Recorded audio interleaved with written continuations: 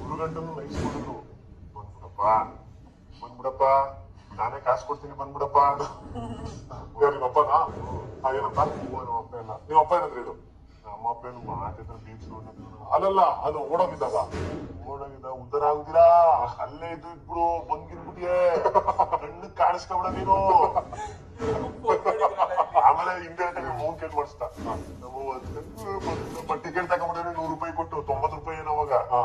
ಬಂದ್ಬಿಡಪ್ಪ, ನನ್ ಕೈಲ ಐತಿಲ್ಲ ನಿಂತ್ಬಿಟ್ಟಿರು ಕಾವಲ್ಲ ಕಣಪ್ಪ ಬಂದ್ಬಿಡಿ. ಇಲ್ಲಿ ನನಗಿರು ಕಾಯ್ತೀಯ, ನನಗೆಲ್ಲ ಬರ್ತದೆ. ಈಗ ಫೋನ್ ಮಾಡ್ರು ಬಂದ್ಬಿಡ್ತೀನಿ, ನನ್ ಕಾಯ್ತೀರ. ಅಳು ಬಂದಿಲ್ಲ, ಅಷ್ಟು ಎಮೋಷನ್ ಅದೇ. ಯಾವ್ದೋ ಹೋಟ್ಲಿಗೆ ತಗೋಗಿ ಹಾಕ್ಬಿಟ್ಟವ್ರೆ ಕೆಲ್ಸಕ್ಕೆ. ನೀರ್ ಕ್ಯಾನ್ ತಂದು ಹಾಕ್ಬೇಕು, ಪ್ಲೇಟ್ ತೊಳಿಬೇಕು ಅಂದ್ಬಿಟ್ರು. ಫಸ್ಟೇ ಮಕ್ಕರ್ ಆಗೋಯ್ತು. ನಾನು ಪ್ಲೇಟೇ ನಾನು ತೊಳಿದಿಲ್ಲ ಊರಲ್ಲಿ, ಇಲ್ಲಿ ಬಂದು ಪ್ಲೇಟ್ ತೊಳಿ ಅಂತ ಅವ್ರೆ ಬಡ್ಡೆ ಇವ್ರು. ಹಂಗ ಕಳ್ಳ ಕಡ್ಕೊಂಡು ಅಜ್ಜಿ ಇದ್ದು ತೊಳಸ್ತಾ ಇದ್ದೆ. ಗೊತ್ತಾಗ್ಬಿಡ್ತು, ಇದಾಕ್ಬಿಟ್ರು ಓದಾಕ್ಬಿಟ್ಟ. ಅದೇನೇನೋ ಇದು ಕೂಡ ಈ ಕೆಲಸ ಬೇಡಪ್ಪ, ನೀನು ಹೊಂಟ್ಬಿಡು, ನೀನು ಏನ್ ಆಟ ಆಡಕ್ ಬಂದಿದ್ದೀರಿ ಹಂಗೆ ಹೆಂಗೆ ಅಂದ್ಬಿಟ್ಟ. ಎಷ್ಟೊತ್ತಿಗೆ ಪುಸ್ತಕ ಬೆಳಗ್ಗೆ ಒಂದು 5 ಗಂಟೆಗ 5 ಗಂಟೆಗೆ 5 ಗಂಟೆಗೆ ಮಲ್ಗೋದು. ಮಲಗುದ್ ನೈಟ್ 10 ಗಂಟೆ ಮೇಲೆ. ಯಾವ ಹಣೆ ಬರೋ ಅಂದರು. ಅದು ಎಷ್ಟು ಹೇಳು ಸಂಬಳ, 4,000,000.